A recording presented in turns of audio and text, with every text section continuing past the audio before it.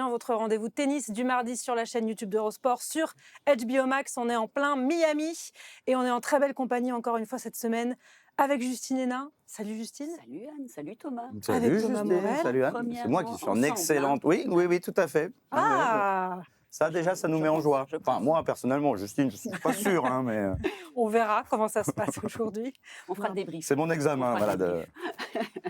Et avec 4 Français en huitième de finale de ce Masters 1000 de Miami. On va pas bouder notre plaisir, parce que souvent, quand on arrive en deuxième semaine des Masters 1000, on est là, bon, bah voilà, il n'y a pas trop de Français. Là, ça se passe bien. On a Arthur Fils, Terence Atman, Quentin Alice et Hugo Humbert qui vont jouer un huitième de finale. Ça se passe aujourd'hui, au moment où on enregistre l'émission. J'aurais bien aimé pouvoir parler de Raphaël Collignon. Il n'est pas passé loin, Raphaël Collignon. Voilà. Mais donc, je parlerai du succès des Français avec énormément de joie aujourd'hui. On va en parler avec Thomas, avec Justine, de ces 4 Français en huitième de finale. Il y a un vrai coup à jouer parce qu'il y a eu des surprises dans ce tableau. On en reparlera un petit peu plus tard. Le dernier Français en finale amie, c'est Sébastien Grosjean. Et le dernier Français en finale d'un Masters 1000, c'est Arthur Hinderknecht face à Valentin Vachereau. Arthur Hinderknecht, là. Évidemment. Ah oui, la cousinade quand même. Et c'est vrai que c'était tellement hors du temps, ce tournoi, qu'on le met un petit peu à part. Et Mais oui. dernier Français en finale, c'est lui. Hein. Puis Vachereau, il est un peu français aussi. Donc le dernier titre français, c'est Valentin. Non, ça passe pas, ça? Moyen quand même. Ok. Terence Atman, on va commencer peut-être par lui parce qu'il a fait un sacré match pour se qualifier pour ses huitièmes face à Félix Auger-Aliassime. C'est son 3e top 10. Il en avait battu 2 justement lors de son super parcours à Cincinnati. Runeux et le deuxième joueur, c'était Fritz, donc à Cincinnati. Terence Atman, il impressionne. Et Justine, vous le voyez peut-être passer aussi l'obstacle Frances Tiafoe. Pourquoi pas? Il se passe tellement de choses de toute façon depuis le début de ce tournoi. Tiafoe, il a puisé là. Ça a été une fin de match extraordinaire face à Mensik. Ils sont allés vraiment au bout du suspense sur le plan physique, sur le plan émotionnel. Énorme victoire pour Tiafoe. Il faut se relever aussi de ça.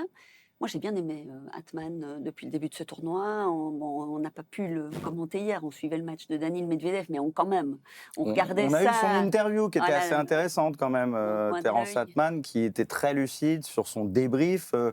Il y a eu une étape de franchie. On sait qu'il a pris du muscle. C'est vrai que c'était un peu une allumette. Oui. Il a pris 5 kilos de muscle. Ça peut toujours aider.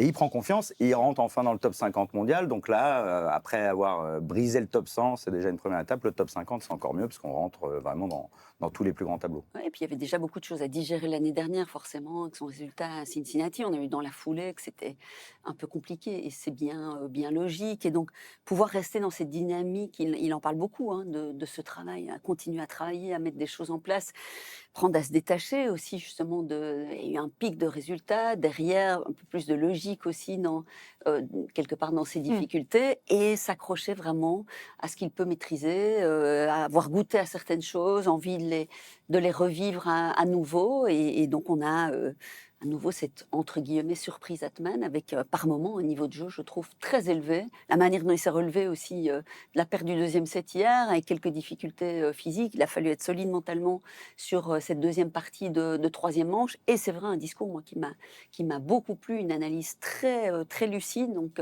une des très bonnes surprises de ce tournoi. Où il disait notamment, voilà, bon, j'ai perdu un peu le fil, j'ai peut-être trop essayé de faire en fonction de mon adversaire dans le deuxième set, Félix Auger-Aliassime.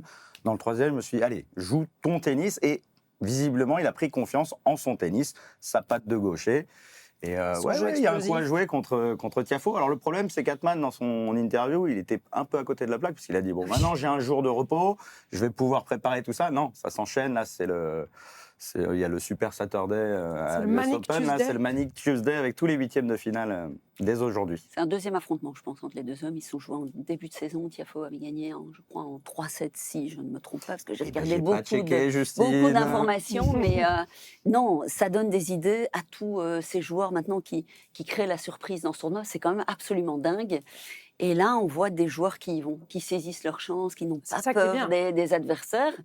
Et ça nous étonne, ça nous passionne et ça, finalement, nous fait vibrer dans ce tournoi de Miami. On a notre patron, hein, Arthur Fils, qui s'est qualifié lui aussi pour les huitièmes de finale après un match énorme contre Stefanos Tsitsipas. Il lui a infligé en 55 minutes de jeu 6-0, 6-1. Il a été extrêmement impressionnant et il y a un duel assez alléchant qui l'attend, que vous allez commenter tous les deux ensemble. Oui, D'ailleurs, il me alors, semble, face à Valentin Vachereau. quand l'émission va passer, Ouais. le match sera probablement déjà cours. terminé ou en cours. Mais oui, il y a une grosse curiosité parce qu'on parle beaucoup, à juste titre, de Yannick Sinner, de Carlos Alcaraz depuis un certain nombre d'années parce qu'ils dominent la planète tennis. Mais il y a des joueurs comme ça, un peu coup de cœur, qui font le buzz. Valentin Vachereau, évidemment, en fait partie après son conte de fées à Shanghai. Et puis, il continue de confirmer. Hein. Il gagne des matchs, Valentin. Et Arthur Fils, qui avait disparu pendant 8 mois, cette blessure au dos, et qui revient comme s'il n'avait jamais quitté le circuit. C'est lui qui le dit. Hein. Là, il sort peut-être le meilleur match de sa carrière contre Tsitsipas. Il semble parfois être sur un nuage, hein, avec ce coup droit, cette assurance qu'il a. Côté revers, c'est devenu très solide. Je pense, à titre personnel, qu'il y a encore des progrès à faire en termes de pourcentage de première, de précision. Il pourrait avoir peut-être plus de points gratuits. Bon, il y a un Goran Ivanisevic qui est dans le secteur, donc ça peut aider pour travailler tout ça. Mais oui, là, il est animé par un truc. On se souvient qu'il y a un an, on se disait, allez, le top 10, il n'est pas loin pour Arthur Fils. Il y a eu cette tuile physique, mais il revient là où on l'avait quitté. Alors, il est 30 et quelques. Mais il a retrouvé quand même très vite ses sensations et moi j'ai envie de l'imaginer aller très très loin, Arthur. Enfin, on a tous envie de le voir. Il est encore très jeune, cette blessure semble derrière lui. Il bat tous les joueurs qui sont en dehors du top 20. Maintenant, il faut aller chercher plus de perfs plus régulièrement. Il s'était arrêté assez sèchement contre Zverev à Indian Wells, mais commence à gagner vraiment beaucoup de matchs et avec la manière, avec des scores souvent assez secs en sa faveur. Ça, c'est quand même pas un hasard. Donc moi, j'aime beaucoup. Mais le Vachereau Fils, on ne peut pas trop en parler là parce que ça n'a pas d'intérêt pour les internautes qui nous regardent sur YouTube. Mais ouais, c'est une vraie curiosité pour moi parce que ce soit Valentin ou Arthur, il y a deux belles dynamiques. Ouais, et il y a un coup à jouer dans cette partie de tableau très très ouverte. Oui, parce que là, sur les 8 qui jouent dans cette partie de tableau, il y en aura un en finale. Et il n'y a pas beaucoup d'expérience. Hein. Il y a On a Fritz Taylor Fritz et Vachereau. les deux qui ont déjà gagné un Masters 1000. Les autres, on a quand même Landaluce, on a Etcheverry, bon, il y a Tommy Paul, Sébastien Corda, c'est des joueurs solides. Mais là, on parle d'un finaliste en Masters 1000. Donc, Oui, il y mais a un coup à jouer. Tommy Paul, Corda, ils vont monter sur le court aussi et que cette envie, ils vont se dire aussi que c'est ouvert, Ah au oui, même oui, oui. titre qu'Arthur Fils va se le dire. Il y a une grosse occasion et c'est là aussi on va voir le tempérament pour ne pas se laisser piéger, justement. Des matchs, ça se joue. Là, maintenant, il y a cette ouverture et puis il faut aller gagner match après match, que ce soit pour Arthur Fils ou pour tous les autres, même si c'est vrai qu'il pourrait, comme ça, donner cette sensation d'être celui qui pourrait s'extirper. Attention quand même à Tommy Paul aussi, il se passe beaucoup de choses. D'un jour à l'autre, on sait que les dynamiques changent. Vous pouvez jouer le match de votre carrière à être à un niveau extrêmement élevé. Le lendemain, et il y a toujours quelque chose à réécrire. C'est une autre histoire. Moi, je pense, en tout cas, autour d'Arthur Fils, il y a deux choses. Il y a son retour, et puis il y a le stade le développement de son jeu, son évolution, ce dont on discutait déjà il y a un an au niveau de son retour, c'est phénoménal. Moi, on en a parlé la semaine dernière. Moi, je suis vraiment impressionnée par ces enchaînements de victoires, cette ambition. On sent qu'il n'est pas là en train de se dire bon, c'est mon retour. On y va Je vais voir tranquille. comment ça se passe. Non, il a vraiment cette envie d'aller beaucoup plus loin, pas se laisser piéger non plus par ça, et puis continuer à progresser pour aller franchir des caps. On l'a déjà vu faire des gros matchs, gagner les matchs qu'il devait gagner, et puis par moments derrière s'effondrer aussi un petit peu, et là pas être en mesure toujours de pouvoir gérer ces moments-là. Je ne parle même pas de son retour forcément, mais aussi l'année dernière. Il a envie de passer ces étapes-là. Est-ce que ce tournoi de Miami sera une nouvelle étape pour lui? Affaire à suivre dans les prochaines heures. Et peut-être dans les prochains jours. On espère que cette analyse aura une durée de vie sur YouTube, sur HBO Max. On va écouter l'un de nos consultants, Alex Correggia, pour Eurosport, qui lui est très très impressionné par le niveau d'Arthur Fils depuis quelques temps. Je suis tellement impressionné par son niveau de jeu et son patience, c'est extraordinaire. Son coup droit, c'est tout le temps aussi dur et avec des lifts, et c'est tellement difficile pour les adversaires. Et aussi, je pense qu'il a beaucoup amélioré son service, il est plus stable, il est plus, je peux dire, un peu plus précis aussi. Mais le truc que j'aime bien maintenant avec Arthur, c'est sa mentalité. Je pense qu'il a beaucoup de confiance en son jeu. En même temps, ce temps qu'il n'était pas sur le circuit, qu'il était blessé, je crois qu'il a aidé à comprendre un petit peu mieux son niveau, son mentalisation. Et il a mouru beaucoup dans sa tête. Et tu peux voir ça avec son déclaration à la presse et tout ça, et aussi sous le cours. Alors, je pense que cette année, il va être très bien, très bon pour Arto. Et pourquoi pas finir dans les top 10 mondial. Pourquoi pas, tiens. Ce sera un Bah, objectif. Il y a de la place, de toute façon. Il faut avoir cette ambition. Quand on voit, alors là, il faut regarder les choses de manière plus large, évidemment, que ce qui se passe cette semaine à Miami, mais c'est vrai qu'on a quand même beaucoup de têtes de série qui sont tombées. Hein. Ah oui, C'était- il y a pas un record, mais ça faisait 23 ans qu'on n'avait pas eu une hécatombe à ce point-là. Mhm. Il n'y a que 3 des 16 principales têtes de série encore dans le tableau, et ce n'était pas arrivé depuis Cincinnati 2003. Donc, c'est quand même un Masters 1000 très particulier. Oui, il est particulier, mais si on regarde effectivement un petit peu de manière plus large, même si c'est un peu exceptionnel, voilà, là, quand il regarde des noms dans ce top 10 aujourd'hui, il doit se dire qu'il a cette capacité à les titiller. Et on parle beaucoup de Carlos Alcaraz et de Yannick Sinner à juste titre. On a un Djokovic qui arrive encore à maintenir sa place, on a un Zverev qui est extrêmement constant.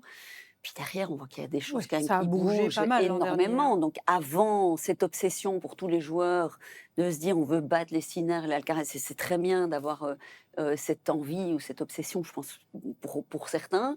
Il y a encore des choses à aller chercher, une constance à pouvoir trouver tout au long de l'année. Ça, on sait que c'est évidemment de plus en plus dur. Donc il doit avoir cet objectif. Arthur Fils, pour ça, il faudra avant tout rester en bonne santé, gérer les difficultés du passé. Il a pris son temps pour revenir, et ça, c'est une bonne nouvelle peut-être pour la gestion future de sa carrière. Oui. Justine parlait de Constance. Je veux remercier Constance de Jeux 7 et Maths sur le compte X. Parce que ce stat les que je stats, sors ouais. comme ça, bon, j'ai pas travaillé toute la nuit pour refaire tous les Masters 1000. C'est déçue, Constance je qui fait pensais. ça brillamment. On a Donc, de la chance de pouvoir compter sur elle. c'est des sûr. chiffres assez parlants, donc merci. Il a un quart de finale à défendre, Arthur Fils, puisqu'il avait atteint l'écart à Miami l'an dernier. Il avait atteint l'écart à Indian Wells. Il l'a défendu là, il y a 10 jours. Dans ce tableau, donc, où il n'y a plus Carlos Alcaraz, le numéro 1 mondial, qui a un petit coup de pompe à peu près à la même période que l'an dernier. Alors, il est tombé sur un très très bon Sébastien Corda. On ne s'attendait pas forcément à ce qu'il y ait cette surprise. Il y avait eu le duel face à Fonseca qu'on attendait. Il a fait ça en 2-7 tranquillement, Alcaraz. Et puis là, c'est la surprise patatras. On l'a vu assez nerveux, un peu à côté de ses pompes, plus brouillon que ce qu'il nous avait montré sur le début d'année. Il y avait eu une grosse série de victoires pour Alcaraz. On s'était déjà interrogé sur le record de Djokovic. Là, il est un peu redescendu sur terre.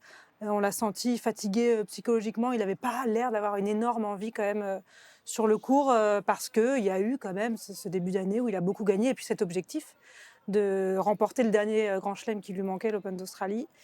Ça semble logique. C'est logique, et cette envie, c'est vrai qu'on parle beaucoup d'envie là, depuis 48 heures, la motivation de Carlos Alcaraz sur ces Masters 1000.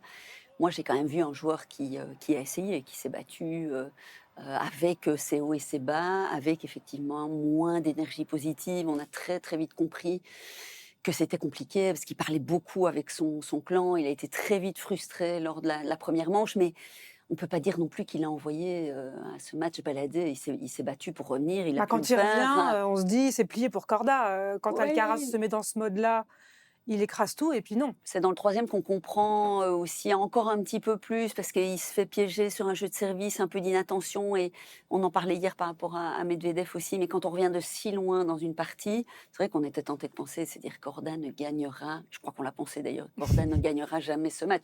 C'est beau aussi de se laisser surprendre, et c'est là qu'on a encore pris un petit peu plus la mesure aussi d'un état de fatigue. On a vu les images de Carlos Alcaraz pendant le match, on a vu les images après le match sur son vélo, était sur son téléphone en train de décrasser. On ne l'a pas senti spécialement inquiet. Pour moi, la situation n'a rien à voir avec celle d'il y a un an, parce qu'il y a un an, je crois que là, ça questionnait beaucoup plus, parce qu'il avait eu quelques mois là aussi qui étaient difficiles. Ici, il a eu un début de saison extraordinaire.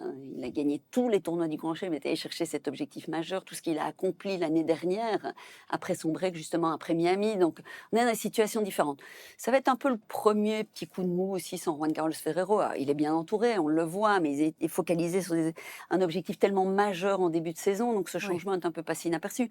Je ne dis pas que ça va jouer un rôle, mais ça reste quand même toujours intéressant en mode gestion. Là, il a dit qu'il était temps de rentrer à la maison, prendre des vacances.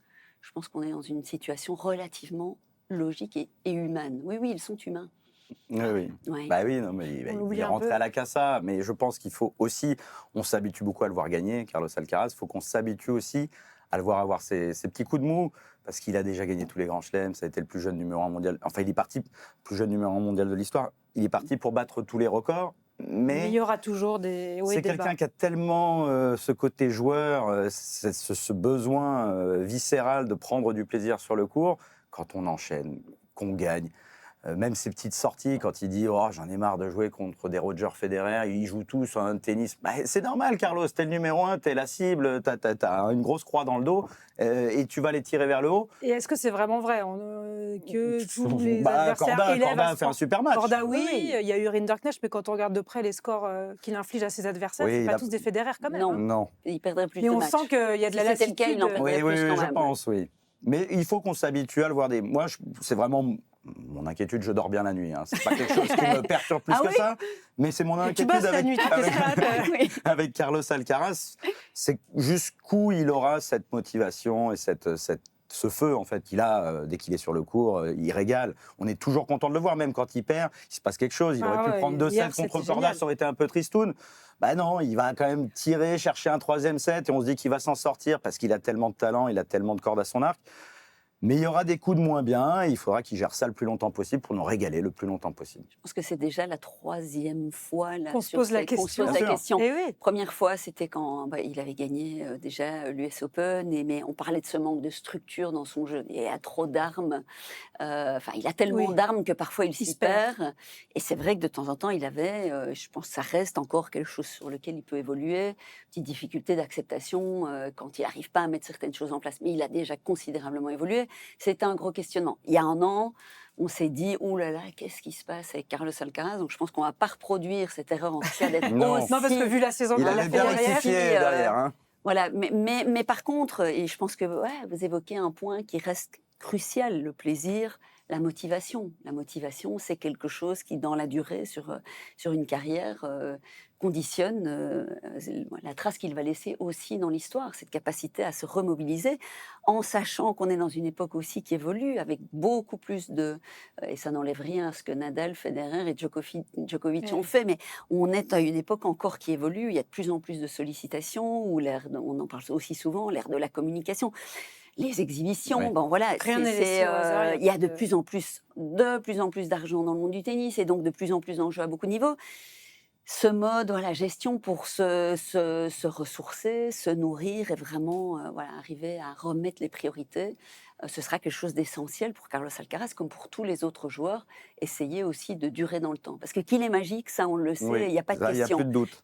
Combien de temps il va pouvoir durer et donc aussi le nombre de titres qu'il va pouvoir aller chercher. Là, il faut quand même à nouveau dire ce que ces gars Prendre un ont peu de fait par le recul. passé, dans la longueur.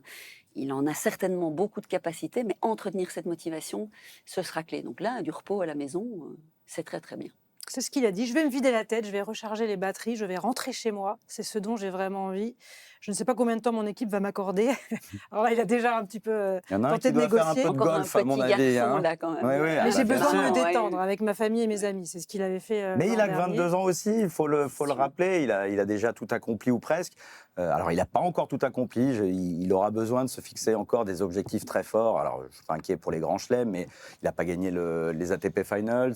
Je sais que l'année dernière, il gagne son premier titre indoor à Rotterdam. C'était quelque chose Ouais, qu'il avait envie de mais débloquer. derrière, il y a pas- Il sort d'une mauvaise tournée américaine. Il va gagner Monte-Carlo pour la première fois. C'est quelque chose qui l'a boosté sur les terres de Rafael Nadal. Après, il perd en finale contre Sinner aux ATP Finals en fin d'année dernière. Mais c'est quelque chose qu'il va vouloir aller chercher assez vite. Il y a les Jeux Olympiques qui arriveront en 2028. Donc, c'est pas tout de suite. Mais voilà, il y a encore des choses. Mais c'est vrai que s'il gagne tout trop vite, il y a un moment... Bon, les gars, moi, je veux bien continuer de m'entraîner, mais qu'est-ce que j'ai à prouver, qu'est-ce que j'ai à gagner? Parce que bon, au niveau financier, avec toutes ces exhibitions et tout ce qu'il gagne déjà sur le circuit ATP, la motivation n'est pas là. Donc, ouais, moi, c'est quelque chose qui... Le voir encore 15 ans à ce niveau-là, j'en doute, mais on verra bien, j'espère. Puis il y aura d'autres gars qui vont débarquer, qui vont aller le titiller à un moment donné. espère. On En va tout parler cas- tout de suite de... On va pas se projeter sur sa fin de carrière. Hein. Non, Non, on est non, pas. non, franchement, non, non. attends. régalons-nous encore On veut un qu'il nous maximum régale. d'années. Et tant mieux s'il y en a d'autres aussi qui s'illustrent. On a parlé Ouais, des et tant mieux Français. s'il perd un peu. Il Ouais. n'y a pas que lui, hein. Il y a eu une sacrée hécatombe quand même à Miami, hein, avec 2 nouveaux top 10 qui ont pris la porte. Donc Félix Auger-Aliassime, battu par Terence Atman, Daniil Medvedev, battu par Francisco Cerundolo. Il y avait déjà eu avant Alcaraz, donc Alex de Minaur et Ben Shelton. Tu as donné la stat, Tom, donc Ouais. 3 têtes de série seulement sur 16, celle que Constance avait mis en avant. Il y a un coup de pompe un peu général. Il n'y avait pas de Djokovic, il n'y avait pas de Musetti qui font partie de ce top 10 aussi à Miami. C'est un peu cette période de la saison où l'enchaînement est compliqué après Indian Wells. On perd un peu vite, c'est pas grave, on se projette sur la terre derrière. L'enchaînement, il est difficile. De toute façon, c'est pas la tournée préférée des Mm. joueurs. Indian Wells, c'est un tournoi extraordinaire. On aime tous le jouer. Miami est un tournoi très important qui vient dans la foulée. Il faut imaginer à la base que les joueurs viennent quand même si de la fatigue, même si on peut ressentir qu'il y a une motivation qui semble être un peu éteinte quand ils sont sur le court. La majeure partie, on a vu un Medvedev dans le dur hier, il aurait aimé le gagner. Hein, ce match évidemment. Donc, Ouais.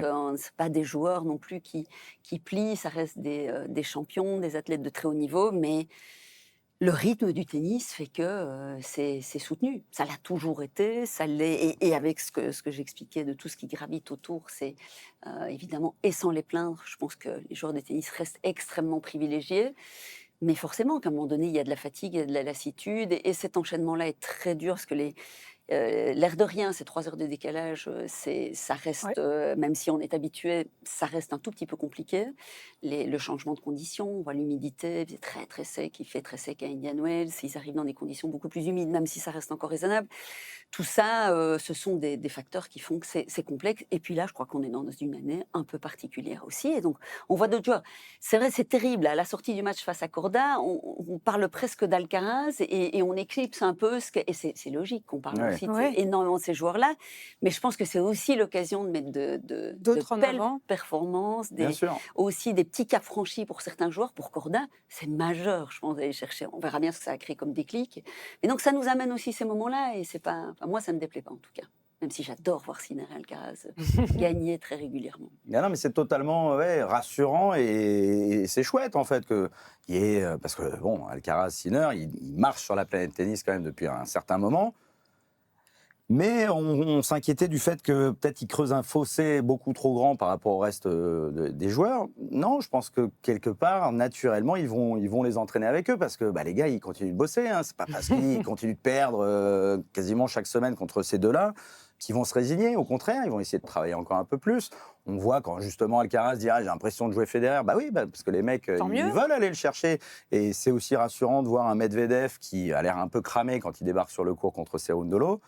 Il prend 6-0 en 21 minutes et contre un Cerundolo qui ne joue pas particulièrement bien. Parce que voilà, si on ne met pas les ingrédients, on a beau faire partie des 10 meilleurs joueurs du monde, derrière, attention, c'est le très très haut niveau. Cerundolo, c'est un top 20 mondial. Si on ne le respecte pas, si on ne fait pas ce qu'il faut, si on ne met pas l'énergie nécessaire, et Medvedev, c'est quand même son fonds de commerce, de batailler du fond, d'aller chercher toutes les balles, ce qu'il a commencé à faire sur la fin du match. Et on a cru que ça allait un peu comme le Corda C'est pas passé Alcaraz loin. tourner. Mais finalement, il traîne ce début de match comme un boulet et puis il finit sur une vilaine double faute et bien fait pour lui. Et Cerundolo, qui était un peu dur avec lui-même, ça y est, il peut la savourer. Celle-ci, elle fait du bien. Cerundolo qui bat souvent des top 10 d'ailleurs. C'est bien d'avoir comme ça un petit peu de changement. Moi, je trouve que la fin du tournoi va être très, très excitante. Alors, en fonction des résultats, parce qu'il pourrait encore avoir beaucoup de surprises et là, on n'y comprendrait plus grand-chose.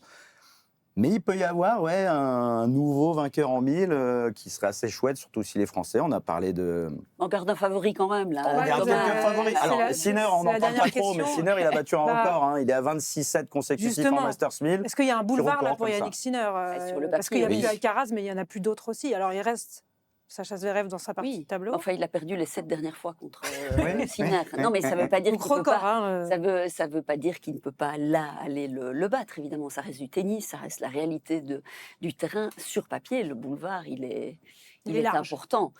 On parlait de motivation. La motivation de Sinner, elle est énorme, là, pour le coup. Je pense que c'est vraiment, il est arrivé avec cette idée de gagner ces deux tournois.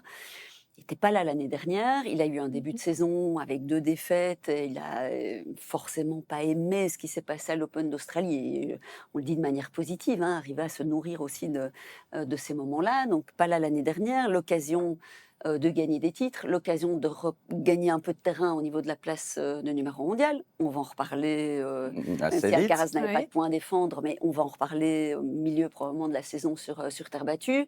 Donc lui, il n'y a pas de problème de motivation, de fatigue, je pense, pour Sinner cette semaine. Alors un Sinner qui est motivé, qui semble extrêmement frais physiquement, qui, pour aller le battre, est peut-être ce qui, gravite là autour de ce tournoi, c'est-à-dire une ambiance de surprise et on pourrait peut-être encore avoir quelque chose sur la fin du tournoi. Mais on ne va pas dire que c'est écrit, parce que tout ça doit se jouer, mais ça va être passionnant. Il va être l'homme à battre. Oui, on n'en a pas beaucoup parlé. Là encore, on parle beaucoup d'Alcaraz qui a perdu, des autres têtes de série qui sont tombées. Lui, il fait son chemin tranquillement. Il y a un double sunshine en ligne de mire, donc l'enchaînement C'est un Indian homme Wells Miami. discret aussi. Il se fait Oui, ça lui discret, va il aime bien. ouais. Ça lui va bien, mais Fair ça n'a pas play été fait aussi, depuis fair 2017. play, il a donné Ah oui, un point hier à Moutet, alors que bon, il C'est un était le seul à gentleman. avoir senti qu'il avait touché la balle. il avait le Non, doute Pas mal. et il a Il est pas mal, ce préféré, Yannick. c'est un exemple, Yannick Sinner. Donc, il est quand même bien parti pour ce double sunshine. Ça n'a pas été fait depuis Federer en 2017.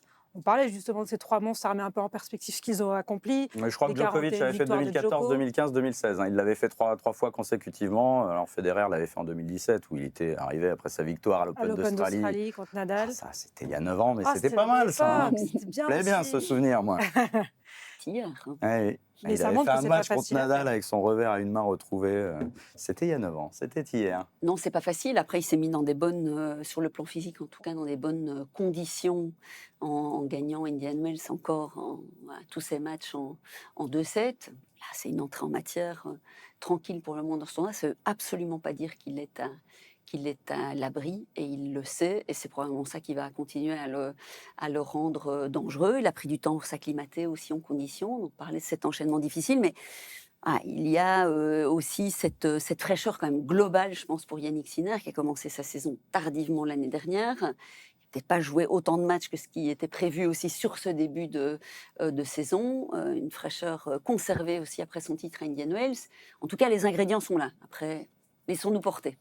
Et puis depuis qu'il joue en clair, là, parce que c'était ça C'est le ça. problème, hein, il jouait trop foncé et donc il avait des coups de moins Oh, bien. cette tenue, elle est belle, cette Bah, tenue. ça lui va bien, Beaucoup. ouais, je suis d'accord. Oui. Ouais, les carottes ont Enfin, pris la le dessus tenue sur de les Dan abeilles, Boyer, là. quand même, encore un Le cran petit au-dessus. cœur. Encore un cran au-dessus. Bah oui, on aime le tennis sur Eurosport, on aime le tournoi de Miami, on espère qu'il y aura des surprises, que les Français vont continuer de briller. Ça continue toute la semaine jusqu'à dimanche avec Tom, avec Justine. 4 Français en 8e, ça n'était pas arrivé. Constance encore, hein, merci. Depuis 2016 à Miami, ça faisait 10 ans. Donc on avait du Monfils, du Gasquet, du Simon, du Pouille à l'époque. C'était il y a 10 ans tout pile. Il y avait Tsonga qui avait perdu prématurément, mais il était top 10 mondial. Alors c'est vrai que ce n'est pas les mêmes classements aujourd'hui pour nos Français, mais ça peut lancer un truc, une petite percée justement au classement au fur et à mesure des semaines. Là. Eh ben, c'est tout ce qu'on souhaite. Et on débriefera tout ça dans Retour Gagnant mardi prochain, en espérant qu'il y aura plein de choses à dire et surtout pour nos Français, peut-être pour Yannick Sinner. Merci Justine. Dans une semaine, Merci, on commence Thomas. déjà à parler terre battue. Et ouais, Ça va très vite. ça va tout beaucoup oui. trop vite. Oui, oui. Pour nous aussi, il faut tenir sur la distance. Hein. Exactement. Merci Anne. Merci, C'était un merci plaisir. Justine. Merci à Seb en régie. Merci à Julien pour son aide aussi. Et on se dit donc à mardi prochain dans Retour Gagnant. Bye bye.